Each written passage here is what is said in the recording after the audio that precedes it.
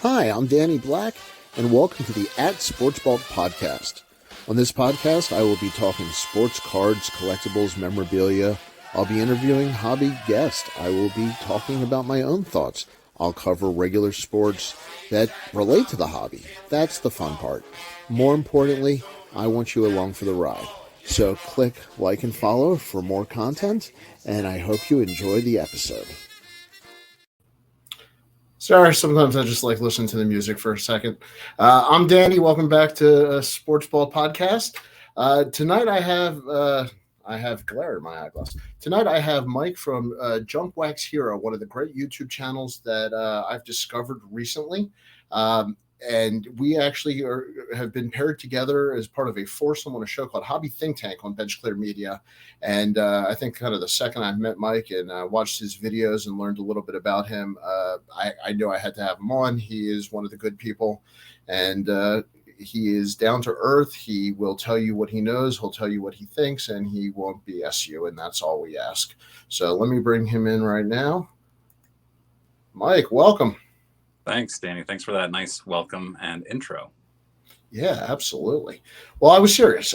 We are on Hobby Think Tank together, and it's John Keating, Mike Moynihan, you, and myself. And we pair up kind of in twosomes and hit different hobby topics, just kind of kick it around. I think it's a cross between, like, pardon the interruption, and Cheers, somewhere in there. And, you and I will do shows together, but we're going to have topics to deal with. I wanted to have you on just to learn more about you, for people out there to get to know you better.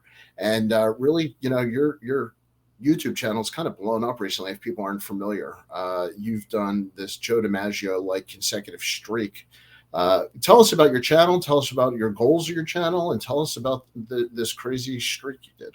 Yeah, thanks. So I started my channel 18 months ago, and I didn't take it seriously at all. I was kind of, I was getting back into the hobby in the year or so before that after a lengthy absence. And I kept going to YouTube to search for videos on certain topics, specific cards, specific sets, certain eras of the hobby, and just didn't find anything that really appealed to me. And I thought, I should create my own channel and do things that I would like to see, and maybe that'll resonate with some people, and I'll get like 500 subscribers, and I'd have a blast with 500 subscribers.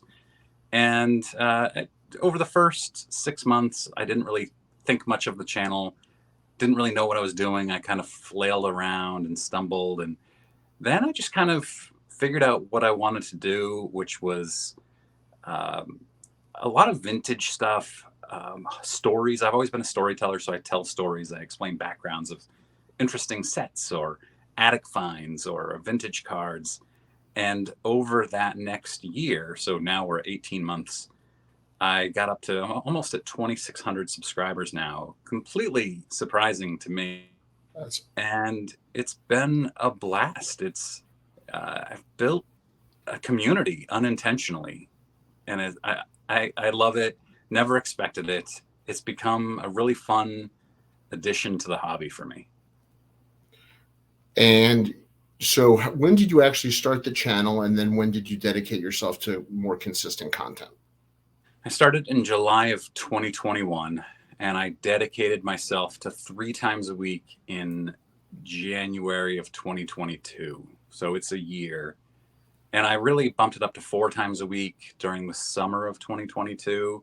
Tried to get to 4 times a week at least 3. And then I just accidentally stumbled into a streak in November of 2022 where I had done 4 days in a row, and I said I could get to 10 days in a row. And then I got to 10 days in a row, and I mentioned it on my channel, and somebody said, you should get to Cal Ripken's streak of 2,000 some odd games in a row, but videos in a row. But then 2632, something like that. Yeah. not that anybody ever kept track. And then somebody else more reasonably said, why don't you get to DiMaggio's 56-day streak? Because, famously Joe DiMaggio recorded 56 videos in a row. So yes, absolutely. Yeah. That's how he ended up. That's how he ended up with Marilyn Monroe, actually. Yeah, it was all his film work. Yeah. So I did the 56 days. It was a blast. It was stressful, but it was so much fun. And there were some days where I worried I wasn't going to get it done, and I had built up this expectation that it would. But I did it, and then I did a live stream to celebrate at the end, and I ended up adding 500 some odd subscribers, 512 I think, in those 56 days, to get me to where I am now, a little over 2,500. And I feel like I'm. And you haven't paid for any of them. Just you and Mike and John. Right. I mean, all kidding aside, for people who don't do content, that is a phenomenal, first of all, dedication to do it every day. It is, if nothing else, a grind. People think it's easy to sit and talk about cards, for a couple of minutes. It's real hard to do it and not sound like an idiot, to be frank. And you did a great job over I probably only caught a dozen, and I'm saving the rest for all my road trips and travel. So thank you for giving me content for the next year. But did you stop right at 56 and take a break, or did you actually keep going? I stopped at 56. I took a 2-day break, and then I posted 2 shorts. I hadn't really done shorts before, and I thought this year I'm going to dive into shorts and try to figure out if that's a reasonable medium for what I want to do with my channel, and will it help expand my channel. You asked me about goals. I don't really have a goal other than to continue doing fun things that people like and that will help grow. Do I want to get to 10,000, 20,000 subscribers? I do, but I also don't care about the number or the revenue. I feel like if I do fun stuff that I like and that other people like, the channel will grow. First of all, that's the way people should do content. My problem is nobody shares my sense of humor. So I've got a loyal community of 3, and we have a fantastic time every Thursday night. But you connect with your viewers, you tell a story, and if I can say it, I politely, you've got a nice temperament about you. It's a good story to hear, and I like the format of the shorter episode. I'm going to be honest, and it's something that I've gone back and forth myself on. What finally convinced you? Was it just that you were doing so many in a row, you knew practically they had to be short, or did you always want to keep them short?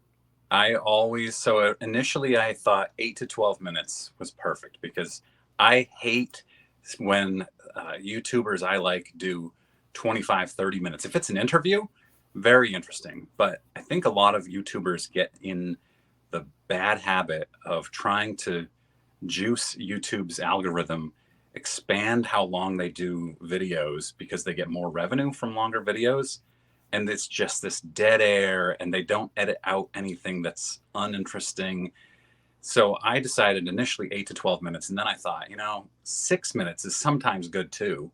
So I do 6 to 12 minutes 95% of the time.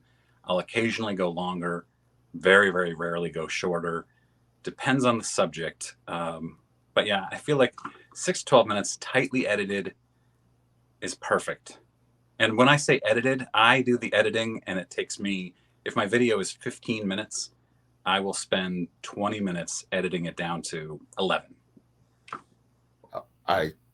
You're a much better man than I am. So for all the people who get dead air on my show, go watch Junk Wax Hero. It'll move much faster.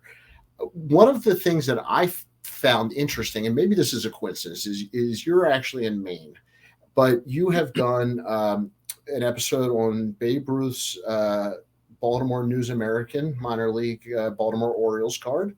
Yep. You did an episode on Babe Ruth's traditional rookie card, and you did a giveaway involving a Cal Ripken rookie card. So what is your obsession with Baltimore, and why have you not moved here? Because you're right, people should go to the Babe Ruth Museum. It was a great episode. And I've got some pictures I'll show you offline. I go there as much as I can, and it's super cool. Yeah. But yeah, so just total coincidence, or is it just because it's, Babe Ruth? Well, Babe Ruth was a great Baltimore Oriole, as you know. Spent many years in the Orioles system. Born and raised in Baltimore, and played for the minor league Orioles before he was sold. Yes. As a Red Sox fan, it kills me too because he spent a little time with the Red Sox famously. He got a cup of coffee. Yeah. Yeah. So I love cards and I love Hall of Famers and the all-time greats. And anytime I learn something interesting that has a story behind it or a set, I want to share that with my viewers. And I think that's what is probably what comes across as genuine about me. I've just learned this and I'm excited about it and I'm going to share it with you. It's really as simple as that. Well, first of all, I love the story of the News American card, and I was familiar with it from the sale that brought it public when the Babe Ruth Museum unveiled it when it was fractionalized. And actually, this week it is no longer a fractional asset. The owner of the card actually had an option to buy the open shares, so he is now sole owner. And there was, I believe, the market cap on the card at his purchase price ended up being around $8 million. So, Good. Not bad for a piece of cardboard to take out of your newspaper. Yeah. But one of the things that I wanted to ask you, and I'm always scared to say this because it sounds silly, but are Babe Ruth's cards, or is Babe Ruth a little bit underrated in the hobby? Well, yes, because he's the most dominant athlete compared to his peers. And of course, he only played against white players, but absolutely compared to the peers he played against, there's been no other athlete. He was out homering entire teams back then. It's like Michael Jordan outscoring entire teams in games, which never happened, not even once. And Ruth is underrated in the hobby, but it's because his playing days cards are so expensive. Well, you say that, but what are the two cards you would consider the mascots of the hobby? Most people would agree 52 Mantle and the Honus Wagner T206. Yeah, more or less the two hobby icon cards. I'd put up Babe Ruth's 1933 Gowdy. I would put up a lot. My point is, I don't think Mantle and Wagner are the two best players in the history of the sport. Well, Mantle is the best player in the history of the sport, but he had that big smile and he played in New York with it too. But all of Mantle's, well, I guess the 52 tops, he doesn't have the big smile on, but he was so popular because he was an all-American guy that every young boy in the 50s and 60s wanted to be like. Well, first of all, I have a big smile and I'm not even my mother's favorite child. So I don't know how far that goes. But I do think there is something to the fact that there was not a regular set of Ruth printed except for the 33 Gowdy. There wasn't a traditional non pre-war set. Yeah. Couldn't get during his career. Yeah. And so it just means that, first of all, the supply is very low, which is one of the reasons that I think it's underrated is the pop counts. And that was one of the things I was glad you mentioned in your video, is that Baltimore News American has extremely low pop counts, and it makes the Honus Wagner look like a bowl rookie in comparison. So, it's one of the things that I think people should look at when you consider the great baseball cards of all time. Is I do think Ruth should get a little bit of love, and I think the 33, I think the four different backs. For some reason, I think that like it divides up the greatness. If there was one Ruth in 33. But I think the four different backs, I don't know. What do you think? Yeah, I think Bowl it might be more underrated than Babe Ruth. I have a Bowl somewhere. I'll send it to you. I know you're a big fan. By the way, if you send Mike Junk Wax Hero all your Bowl, he's a big fan. Big fan. Yeah, I love Bowl. What you do like is autographs, though. Babe Ruth's? Well, other players. I'm sure you would accept a Babe Ruth if I had one for you. I like Hall of Fame autographs. I like superstar autographs, Red Sox superstar autographs. Like I collect Nomar autographs. He'll never go in the Hall of Fame, but he was my favorite from 97 to 2003-ish. So yeah, I love autographs. How'd you get into that, and how much time do you actually put into that? Do you try to build that actively, or kind of whenever you come across something? I got into it. How did I get into collecting autographs? I asked you first. I it's a good question. I probably picked up one at some point, and then I thought this is really cool. Probably right after I started collecting, and then I started doing TTM, and it's so much better when you can get your own autographs through the mail. Through the mail, yes. Yeah, TTM through the mail. It makes it so much better. It's more memorable when you get them yourself done. You mail them off to the player, and he signs it, or she. I've got some women autographs through the mail, which are awesome too. Yeah, and I almost exclusively get Hall of Famers, but like Doc Gooden too. If they were a superstar, especially in the 80s or 90s, Darryl So Strawberry. if they should have been a Hall of Famer, that qualifies also. If they had Hall of Fame talent, yeah. Yeah, okay. That's it. I mean, that's cool. I mean, listen, I think Bo Jackson may be one of my PCs. I see that on the horizon. Bo Jackson's never going to make a Hall of Fame, but Auburn. Yes, in one of the most famous recruiting battles ever, if you want to hear a great story, is everybody expected Bo to go to Alabama, and that's why he went to Auburn. It's a very cool story. I watched the 30 for 30 pretty recently.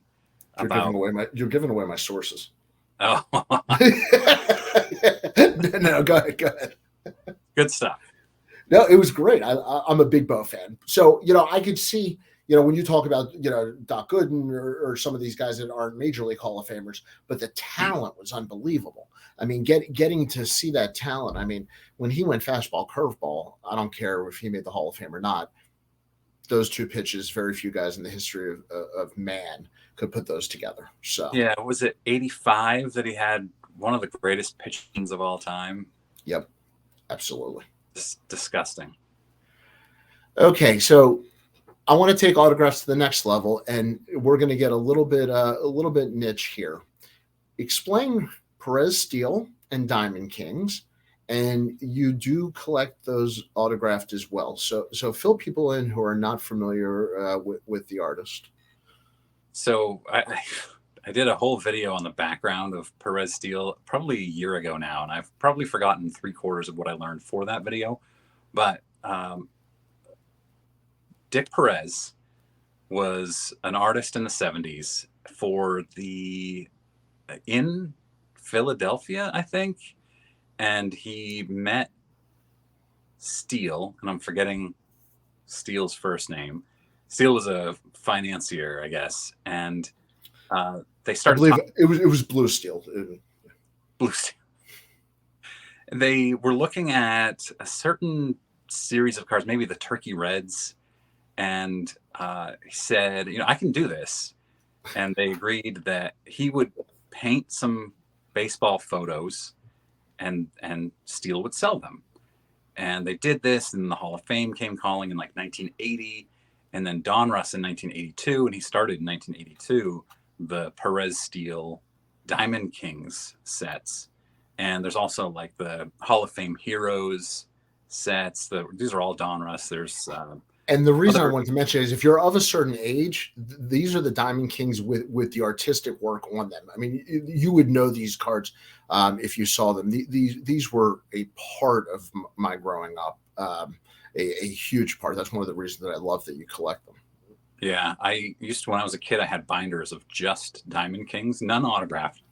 Mm-hmm. It never occurred to me to get cards autographed when I was a kid, but I had binders of Perez Steel cards, of Diamond King cards. And Perez Steel did all the Diamond Kings from 82 to 96. And so I had all of them from like 88 to 93, maybe. And so then as I got back into collecting, I found one that was autographed. And I was like, this is my favorite card. And it's autographed. And I did a search for these, and I found Mike Moynihan's channel, Baseball Collector Mike, and that's how I ended up finding his channel and started really blowing up my collection. I have, 35 now that are autographed, and I just started collecting them 9 months ago or so. So cool. I'm a huge sports art fan. And for people who haven't looked into sports art, it is a great I'll call it cousin of cards, because I believe cards, for a lot of years were pieces of art. And, so if you look at, even if it's, Norman Rockwell or Leroy Neiman back in the day, or currently Greg Kreinler, James Fiorentino, I mean, there's just so many. I'm a huge fan, and I used to run a sports art gallery, and I love the mix of sports with art. I just think the interpretation of the athlete, it's just such a different visual than we're used to. Because sports are typically live, they're in person. We don't watch renderings of these games. And so the idea of capturing somebody through an artistic eye, through the lens of somebody who sat there and actually turned a piece of life into art, just like any other subject matter, I find the sports awesome. So that's why I love, I probably will let you and Mike do the Diamond Kings and the Pro Steel cards, but I completely respect and I love the look of them. Yeah, me too. And actually, speaking of autographs and Perez Steel, Mike and I do our Hobby Think Tank episode about autographs this Thursday. Wow. So that's coming up. So that's Thursday. What's today? Tuesday? Thursday the 19th. That's right. A little shout out there. Yeah, 5:00. Definitely tune in, check it out. That'll be a good episode. Yeah. Except I'm in. Right. So what are you looking for 2023? You knocked off 2022. It sounds like you surpassed some of that from a content creation standpoint. Has your view on content creation changed? Are you sticking with this? Do you want to pivot? I am pivoting a little bit. I mentioned the shorts, doing shorts. I'd like to do, I don't know, maybe 5 or 6 a week, especially on the days that only on the days I don't do videos. I was going to do one today, but I had to go into the office for work, which anyway, but I'm also pivoting into other collectibles a little bit. And I have to say this very carefully because I don't want my current subscriber base to say, oh no, he's going to start doing comic books. I'm out of here. So right now I'm like 90% baseball, 8% basketball, 2% other. And I'm going to do like 85% baseball, 5% basketball, and then like 10% other, probably a little less than 10%. Where I love attic finds. I'm going to stick with stories. So it's only going to be, hey, I just learned about this amazing attic find, about this collection of comic books that were found in an attic when somebody bought a house and it was worth $2.5 million. And here's the story behind it. I'm not getting into comic books. I'm not getting into watches or Pokemon or anything like that. But if there's a story to be told about collections that were found, yeah, I want to tell it. I love that stuff. That's my favorite. Yeah, I mean, it's kind of like the American dream that somewhere buried somewhere in the house that we're in, somebody left that art up in the attic that somehow has not been touched all these years. But what happens is it really comes true sometimes. Yeah, it's a cliche that does actually happen, and that's very cool. I like the storytelling part of that. Yeah, and hopefully my audience trusts me to tell that story in an interesting way, even if they're not interested in that particular collectible. Yeah, and once again, that's as we're pushing 23 minutes here, I agree with you. You should keep YouTube shorter. It makes it a lot more palatable. I think it took us 8 minutes to say hello. So you and I are going to be doing a show together. What else do I need to know about Mike from Maine?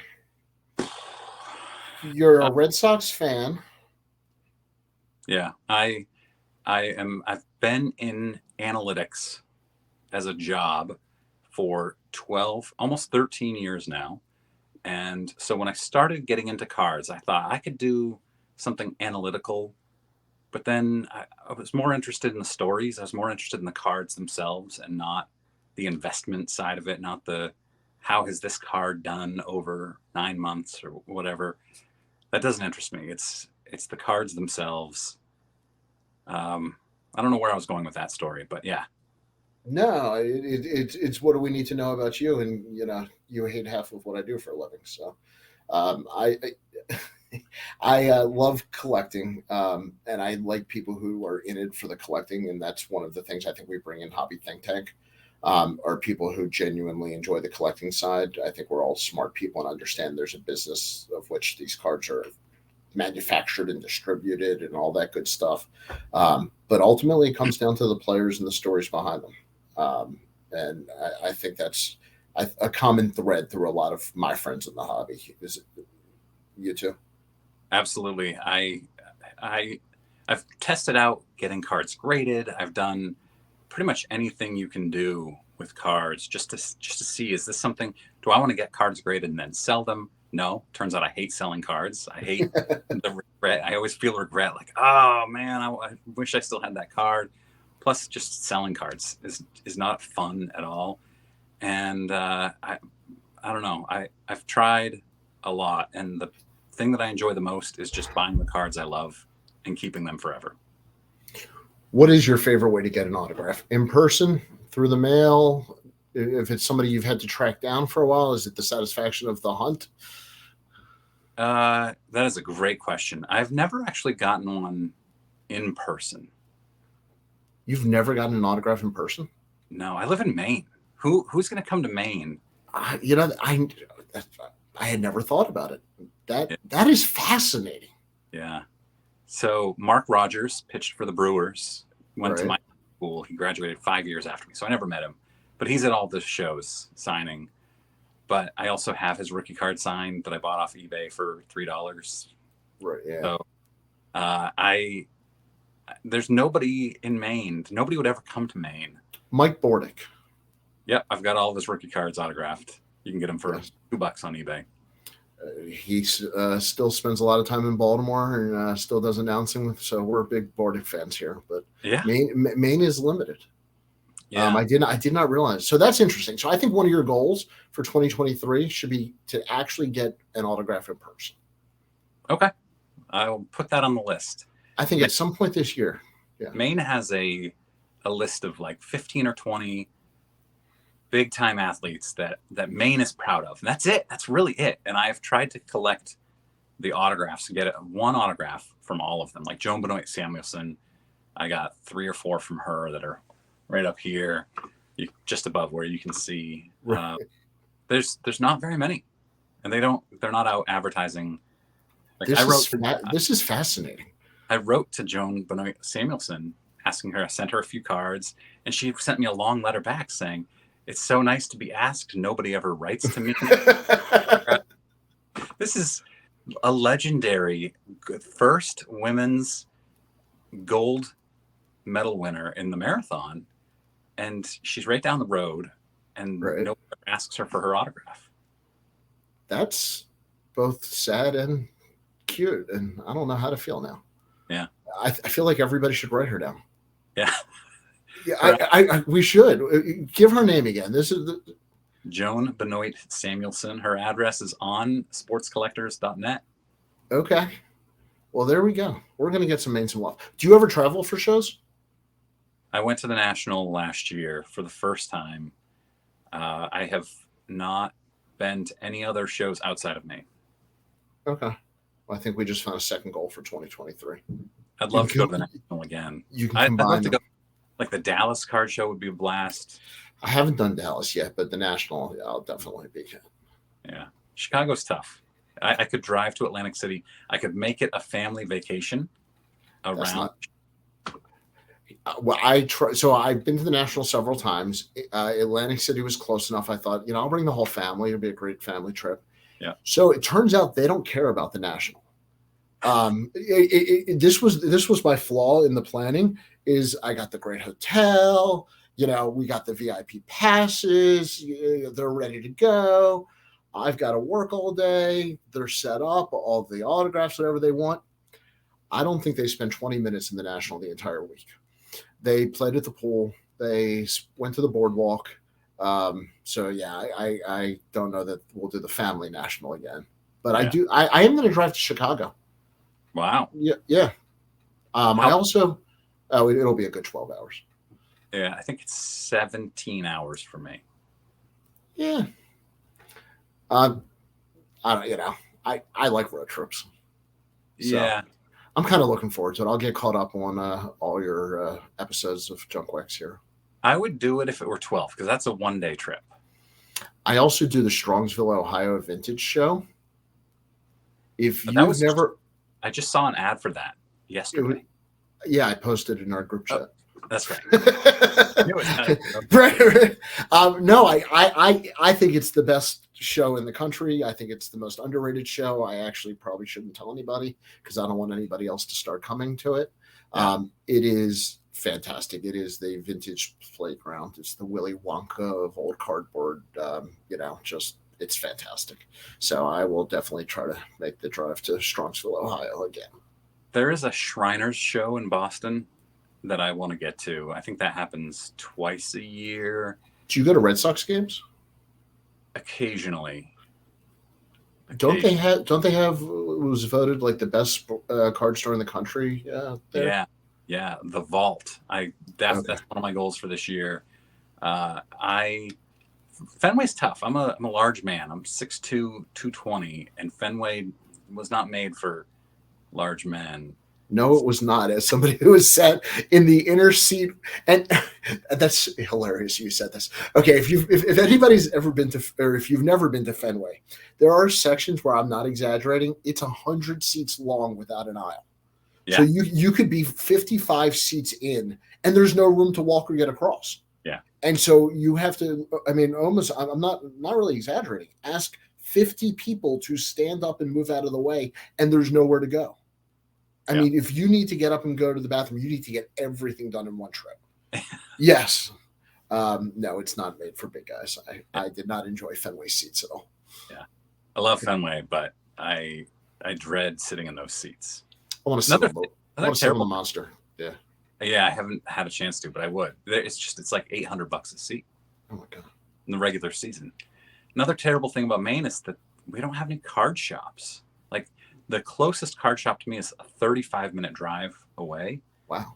And then we might have 3 or 4 viable card shops in the entire state. Wow. So why do you live in Maine? My whole life, 44 years. All right. So when you're done with this data analysis, or, I think you got to open a card shop. And you got to bring in autograph signers. Got to have more capital, though. Yes. Well, thank you for BSing with me. Anytime. Love this. Yeah. No, this is what we do in Hobby Think Tank, just with a little bit more direction. I wanted Mike to come on so him and I could shoot the bull, and so you guys out there can get to know him, and more than lived up to what I was hoping for today. Is there anything I promised you we would talk about that I missed? I have a terrible memory. I don't think so. But thank you. Love this. It was a blast. I appreciate you having me on. This is just good fun. My other rule is I don't do outros. So thank you, everybody. Mike, I'll catch you in the green room. All right. Have a good one, guys.